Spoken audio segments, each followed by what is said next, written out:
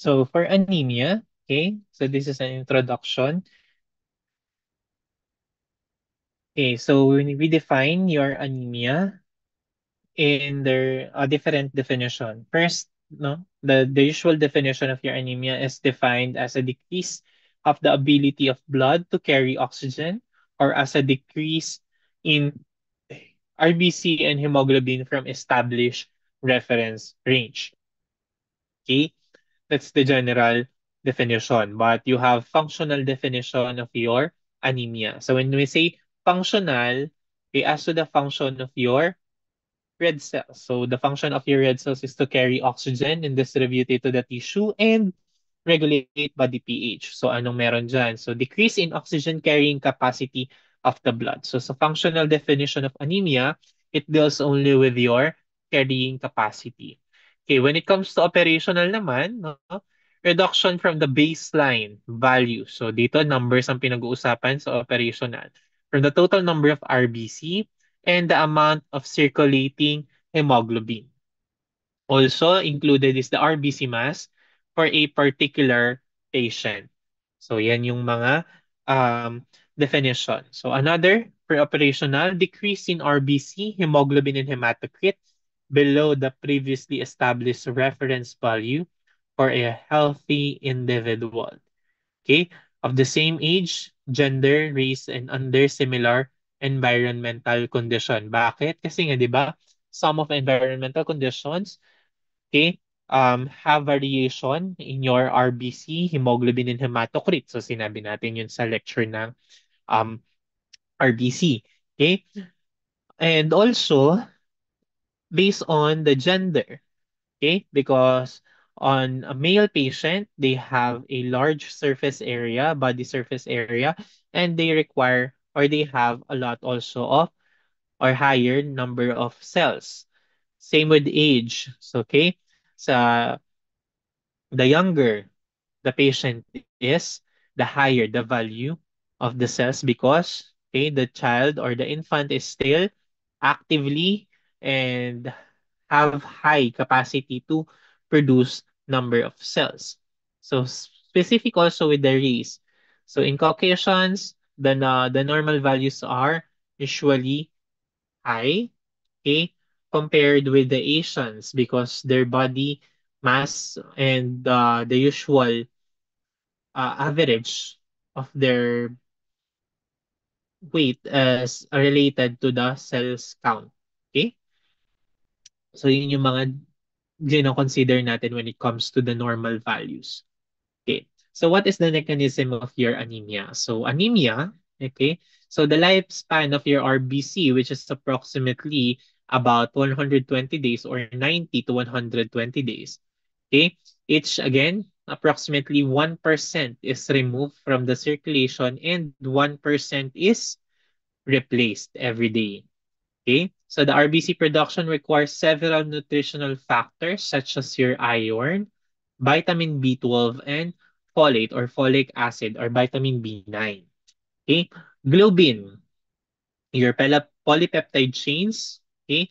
Synthesis must also function normally because okay, abnormal production of your globin could cause also anemia because the functional capacity of your RBC to carry oxygen is based on the hemoglobin component. And maintenance of stable hemoglobin concentration requires the production of functionally normal RBC sufficient number to replace the amount lost, okay, in everyday.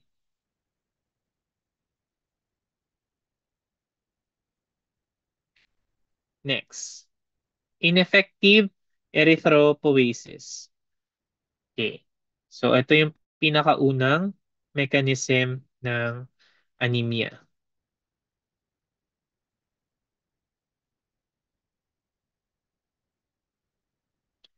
It refers to the production of the erythroid precursor cells that are defective. Okay? May tama or may damage yung ating uh, precursors. Kaya hindi normal or hindi okay yung magiging product ng ating cells. So, during this time, anong mga disease ang associated with ineffective erythropoiesis? You have your megaloblastic anemia, your thalassemia, and sideroblastic anemia. Okay? And then you have your insufficient erythropoiesis. It refers to a decrease in the number of erythroid precursor in the bone marrow. So ito naman, kulang ang napoproduce mong cells from the bone marrow. Kung kanina may napoproduce ka pero hindi naman maayos or hindi naman normal, dito naman may kulang yung napoproduce mo pero normal. So usually diseases associated with this is iron deficiency anemia, okay, renal disease, aplastic anemia, acquired pure cell aplasia and parvovirus B19 infection, myelophthic anemia. Okay, so yan yung mga associated when it comes to your insufficiency of erythropoiesis. Okay, so this is the normal function of your blood. So, bababa yung peripheral blood hemoglobin concentration, i-increase ang erythropoietin natin or EPO natin in order for you to increase your erythropoietic activity to produce your RBC or increase the production of your RBC. To increase also your circulating RBC or replace the destroyed ones. So ano nangyayari sa ineffective? So sa ineffective, may mababa, nagkaroon ka ng signal na mababa yung concentration mo in the peripheral blood. So tataas ngayon yung EPO. Okay? Tataas yung EPO to signal your body to produce more. So ngayon, magpo-produce ka. Tataas yung production, but those product of your erythropoietic activity or those produced in your bone marrow are now defective. Okay? Or easily destroyed inside the bone marrow. So, yan. So, defective, may sira sila. So, ano nangyayari? Walang normal RBC ang napoproduce. And the circulating RBC that is functional is still decreased. Okay, meaning, mababa pa rin yung response mo as to tissue hypoxia. Okay? Next, insufficient erythropoiesis. So ito kulang. So si PB, dumababa yung peripheral blood concentration mo, tataas yung EPO, tataas yung production mo. Anong mangyayari? Okay, nasignalan ng katawan mo si bone marrow to increase your production but okay, hindi nagpo-produce si bone marrow. Kahit meron kang stimulant, kahit meron kang EPO na pinoproduce, binibigay kay bone marrow, hindi nagpo-produce si bone marrow ng cells. Okay? It's either destroyed si bone marrow or may sira talaga si bone marrow. Okay? So, ano nangyayari dyan? Wala ka ding napoproduce na RBC in numbers. Okay? At mababa yung circulating RBC mo. Kasi dito, okay, mababa yung yung RBC mo as to the normal RBC, normal functioning RBC. Dito mababa yung normal functioning RBC. Dito, literal na mababa yung RBC mo. Wala kang RBC. At dito din, wala ka ding RBC. So that is the difference between your ineffective and insufficient. Okay. Another mechanism of your anemia, which is your blood loss and hemolysis. So for normal, ayan ulit tayo sa normal. For blood loss resulting to anemia, so sudden blood loss or acute or even chronic, will lead to decreased blood volume. So the blood volume will signal that your peripheral blood is decreased and you would signal your EPO to produce and stimulate your blood production in your bone marrow. But again, okay, you would increase your RBC production in how many days? Again, approximately 8 days or 7 to 8 days bago tayo makapag-produce ng red cells. And that is not enough compensation in a sudden blood loss kasi biglaan kang nawalan. More than 1% yung nabawas sa'yo. For example, sinaksak ka. Okay? Yan, sinaksak. Okay, tumagas yung dugo, madaming nawala sa'yo, mga around 2 liters of blood. Okay? Like, your body cannot compensate with 2 liters of blood loss. Okay? So yan. And not enough compensation naman when it comes to blood loss and hemolysis. So clinical findings of anemia. So how do we examine a patient with anemia, or how do we evaluate anemia? You have your clinical findings. So first is the history. Second, you conduct your physical examination. You check the signs and symptoms, and you do laboratory procedures. Okay. So history of patient, you ask the diet of the patient. Baka naman kasi kulang yung iron intake. Okay? Kaya that is due to your iron deficiency anemia, or your vitamin B12 or vitamin B9 causing your megaloblastic anemia. Okay, bleeding history. Baka naman merong excessive bleeding during menstruation ang pasyente natin. Okay? O kaya naman talagang meron siyang gastric bleeding. So kaya hindi kahit bigay tayo ng bigay ng kahit anong supplementation, hindi nagna-normalize ang pasyente. Okay? So yan. Next, you have your drug ingestion. So there are drugs that usually interferes with your um, hematopoiesis. No, yung mga ano natin, mga immunosuppressant drugs, no, could decrease the production of your red cells. Occupation, no, exposure to chemicals, okay, or even travel. The exposure to chemicals, you may be exposed to benzene that can cause aplastic anemia. Okay? Travel mo naman, you are exposed to a area with endemic malarial parasite or Borrelia causing lysis to your red blood cells. Okay? Previous medication, ethnic groups. So some ethnic groups has a possibility to have an increased predisposition with some types of anemia, such as your uh, African ethnicity. Okay, they have a predisposition when it comes to having sickle cell disease or anemia.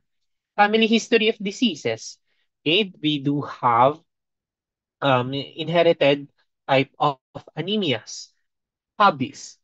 Okay, so you could also associate with the hobbies as to the possible traumas that could arise when you are doing your activities, and even in neurological symptoms due to lack of oxygen delivery on your brain. Okay, so that could be a manifestation of your anemia.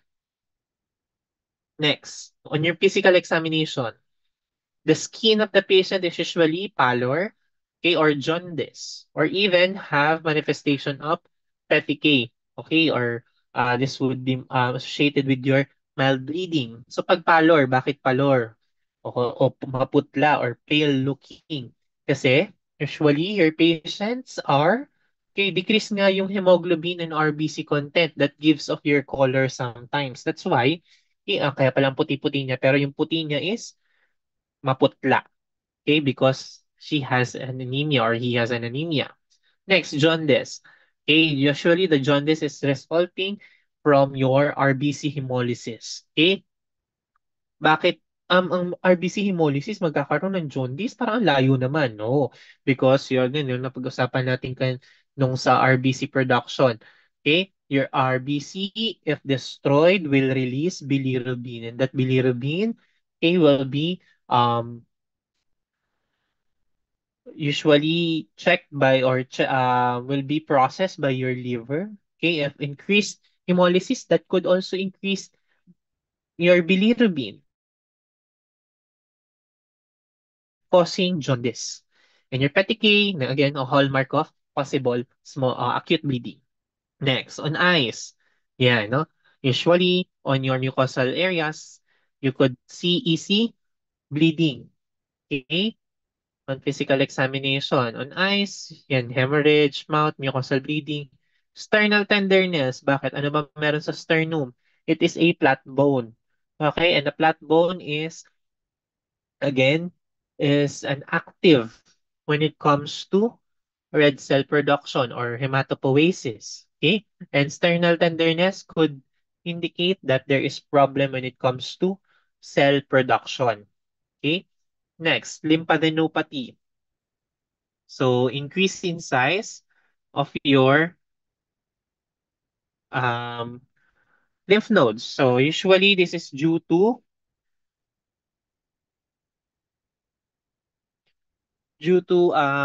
trapping of your RBCs. Okay? Sa trapping ng RBCs. So kaya naman, usually, you could manifest with lymphadenopathy as to possibility of leukemias. Okay? Next, cardiac murmurs. Okay, for murmurs naman, pwede naman ding um,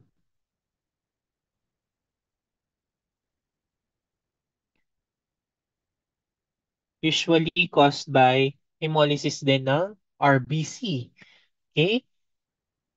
So, mas konti ang napapump na blood when it comes to the heart, causing murmurs.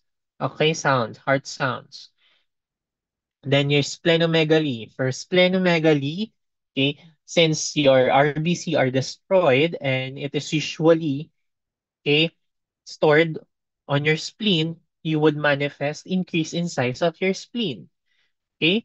And hepatomegaly, same also. Your liver, okay, as to the processing of your degradation products from RBC metabolism, okay, possible din siyang lumaki. And of course, you monitor your vital signs. For the laboratory result, okay, you could correlate with the CBC or RBC count, hemoglobin hematocrit, okay, and your RBC indices. Ano ba yung mga RBC indices natin yan? Your MCV, your mean cell volume, your mean cell hemoglobin, MCH, and your MCHC, mean cell hemoglobin concentration. So lahat yan ay utilized in identification or classification of your anemia. So later, i-discuss natin kung ano yung classification based on that. Okay? On your reticulocyte count, okay, this could indicate a premature release of red cells from the bone marrow into the peripheral blood, okay, as to the response into decreased red cell, okay, or decreased functionality of your red cell. So yan. Okay, kaya important ang reticulocyte count. For peripheral smear, of course, you need to evaluate, okay, the red cell morphology. If there is any abnormalities, kaya ba sila tinatanggal ng katawan or kaya sila inaalis agad ng spleen o kaya naman they have other inclusions such as parasites. So you need to check on that. Then bone marrow examination as to the functionality of your bone marrow, which is also correlated with your reticulocyte count. For iron studies in the differentiation of different iron deficiency anemia, okay, we could utilize those types of result. And then on your blood chemistry, your kidney function test and your liver function test is also a good parameter. So for kidney function, of course, your creatinine and BUN that would be utilized in order for us to know if there is still enough erythropoietin produced or your kidney is still functional to produce erythropoietin. And then for liver function test, okay, for possible the liver function test that we used to know is your enzymes such as your ALT, AST, but the best liver function test that we could request is your PTINR or your prothrombin INR. Okay? So hindi po alkaline phosphatase, AST alanine, AST and ALT ang gagamitin natin for liver function, but your PTINR. So the bleeding could be assessed and also the functionality of your liver to produce your coagulation factors. So, yun yung pwede nating i-associate. You could also do urinalysis. Your urinalysis would signify if there is any hemolysis going on or bleeding. Okay, because your urinalysis would manifest increase urobilin, okay, or blood cells. On fecalysis, same. You could see or check for stercobilin and even red blood cells due to possible internal bleeding. So again, for fecalysis, if you check that the stool is black or dark looking, that could be a manifestation of upper gastrointestinal bleeding. Upper. Bakit upper ang black o kaya dark colored? Kasi pagka nagbi-bleed sa taas, madami pang dadaanan, okay? May hemolyze na yung dugo at ma-oxidize na yung red cells. Kaya nagiging black. Pero pagka lower GI bleeding, your blood could be fresh or freshly stained ang stool. Okay? Then you could also request for other hematological special procedure. Okay? Such as bone marrow, other staining procedures. Okay? So these are the formulas that you need to remember for absolute reticulocyte count. Okay? Is reticulocyte percent divided by 100 times your RBC. Okay? In 10 raised to 12 per liter. So the normal reference range in adult is 20 to 115 for absolute retic count. For corrected reticulocyte count, okay, percent of reticulocyte count times the hematocrit of your patient divided by 45. Okay?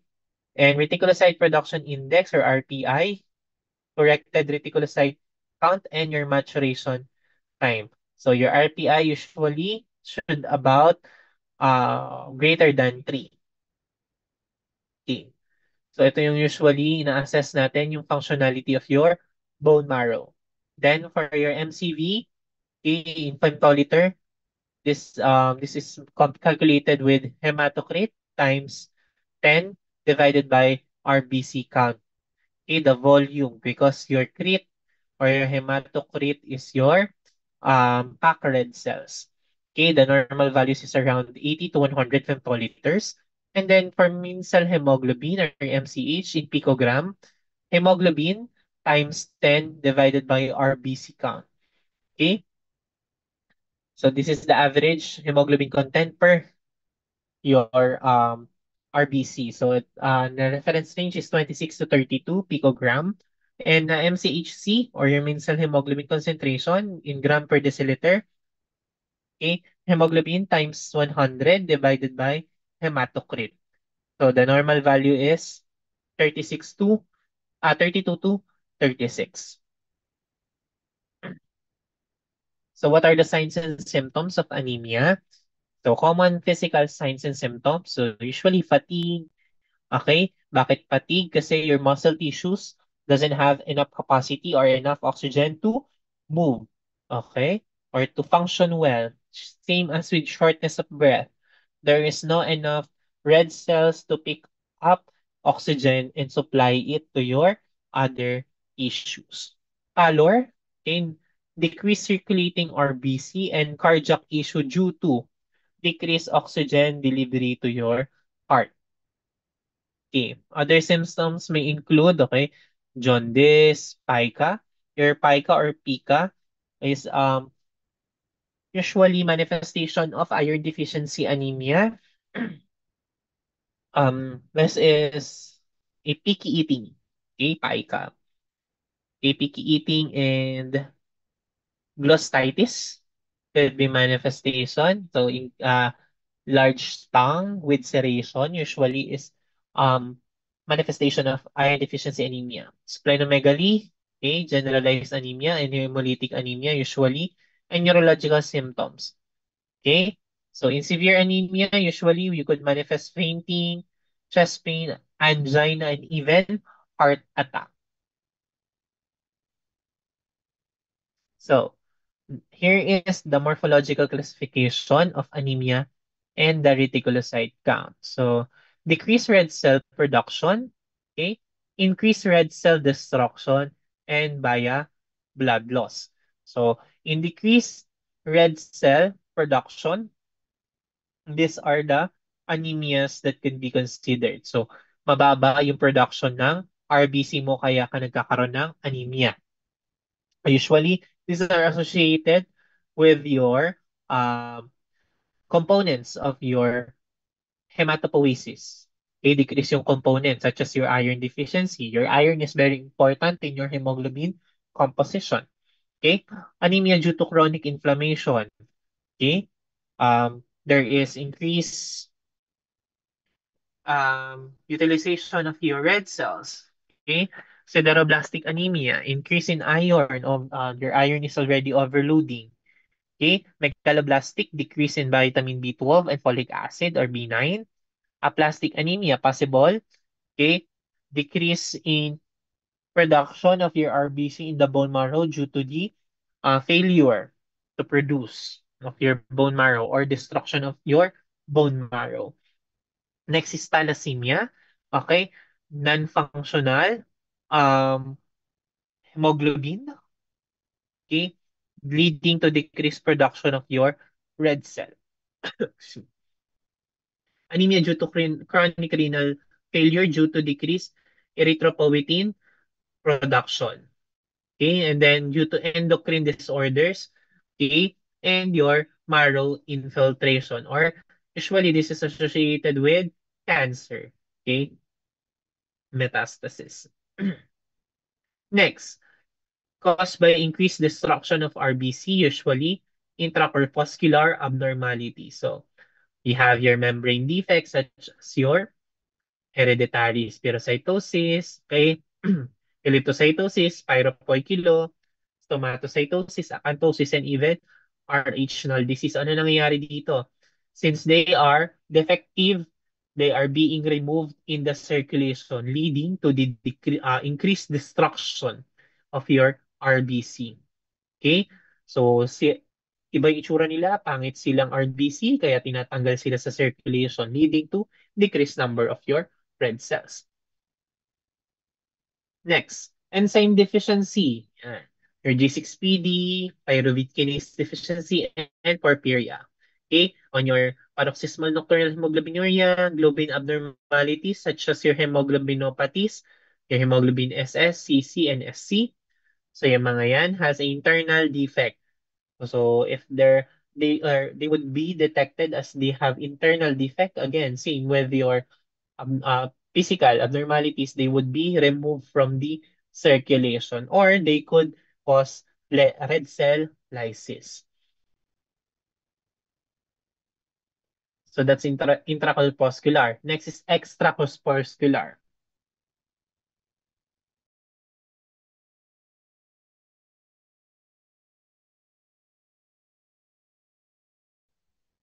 For extracorpuscular naman, so outside the body yung nangyayari. So first is mechanical, usually, no, samaha. Ano yung samaha? Usually TTP, HUS, okay? Traumatic cardiac hemolytic anemia due to your mechanical heart valves possible, infection, okay, such as your parasitic infections, okay, and even bacterial infection, and your hemolytic anemia. Then chemical and physical agent caused by your drugs, toxins, okay, leading to increased destruction of your red cells. And then even antibody-mediated anemia during your acquired hemolytic anemia caused by your antibody inherited um from your ancestry, okay, leading to hemolysis.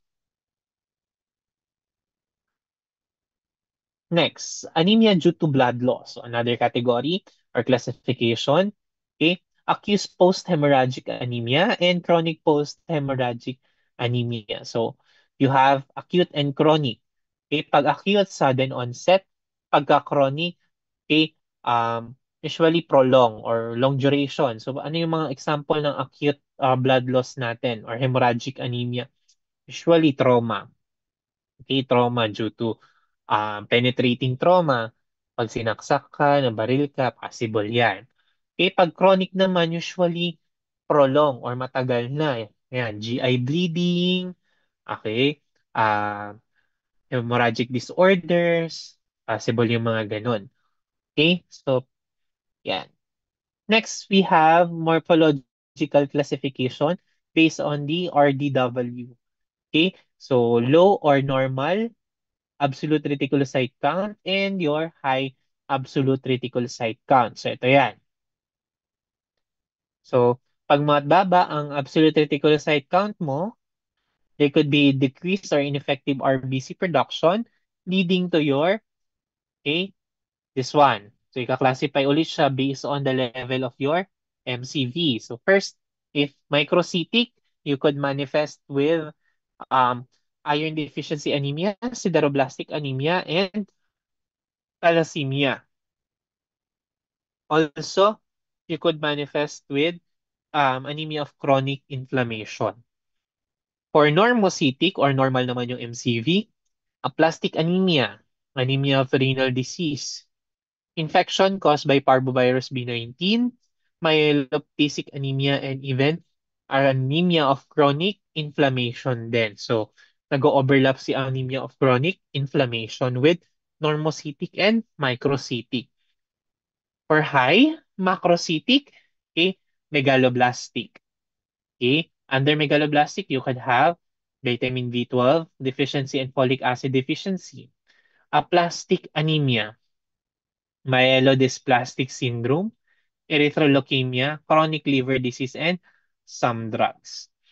So, yan yung for the low or normal um, reticulocyte count. For high naman, excessive RBC loss, so mataas yung reticulocyte count mo due to excessive blood loss, okay? Due to acute hemorrhage or hemolysis. So, ito yung mga causes na yun. Yung binanggit nating intrinsic cause and extrinsic cause kanina. Okay. So, pagka-increase ang RDW, usually, at decrease naman ng mean cell volume, okay, or MCB, yan, thalassemia trait, inflammation, and hemoglobin E disease or trait. Pag increase naman yung RDW at decrease yung main cell volume, possible na iron deficiency or sickle cell beta thalassemia. Okay? So pag normal lahat, normal LDW and normal yung MCV, chronic inflam, renal disease, acute hemorrhage, and hereditary spherocytosis. For your RDW increase, normal MCV, yan, megaloblastic anemia or iron deficiency, mixed deficiency of iron and vitamin B12 or folic, and then your sickle cell anemia, hemoglobin SC disease, and myelodysplastic syndrome. Okay, next. You have increased MCV and normal RDW that could be manifested with aplastic anemia, chronic liver disease, alcoholism, and chemotherapy. Okay? Then for RDW na increase and increase din yung MCV, megaloblastic anemia, myelodysplastic syndrome, cold agglutinin disease, chronic liver disease, and chemotherapy. So ito yung classification niya. But this is the usual that we use for classification of anemia. The classification based on MCV. So sa MCV, you have your microcytic hypochromic, macrocytic normochromic, and normochromic normocytic. Okay? So ito naman yung distribution niya. Okay, or classification based on your MCV. So pag microcytic, sinabi natin, apat lang. Apat lang ang tatandaan. Sideroblastic. So lahat na may problema sa iron, sideroblastic, and then iron deficiency anemia. Then, thalassemia. Yun lang. Kasi yung anemia of chronic inflammation also overlaps with normocytic anemia. Okay? So for macrocytic naman, you have your non-megaloblastic and megaloblastic. So pag non-megaloblastic, you have your aplastic anemia, chronic liver disease and alcoholism. Pagka megaloblastic naman, the deficiency with vitamin B12, B9, myelodysplasia, erythroleukemia, and other drugs. So pag normocytic, dito kailangan natin ng reticulocyte count in order for us to classify them. So pag increase ang retics, okay, there could be hemolytic anemia. So your hemolytic anemia could be caused by internal and external causes or intrinsic, extrinsic. So ano yung mga sa intrinsic? Membrane defect, hemoglobinopathies, enzyme deficiency. Pag extrinsic naman, immune causes or non-immune cause of RBC injury such as your MAHA, okay, macroangiopathic, infectious agents, other injuries, drugs, chemicals, and even venom extensive burn. Pag normal and decreased naman ng retics, usually aplastic anemia, anemia of renal disease, myeloproliferative anemia, infection, and anemia of chronic inflam. So yan. Intro lang yun. Okay? Intro lang.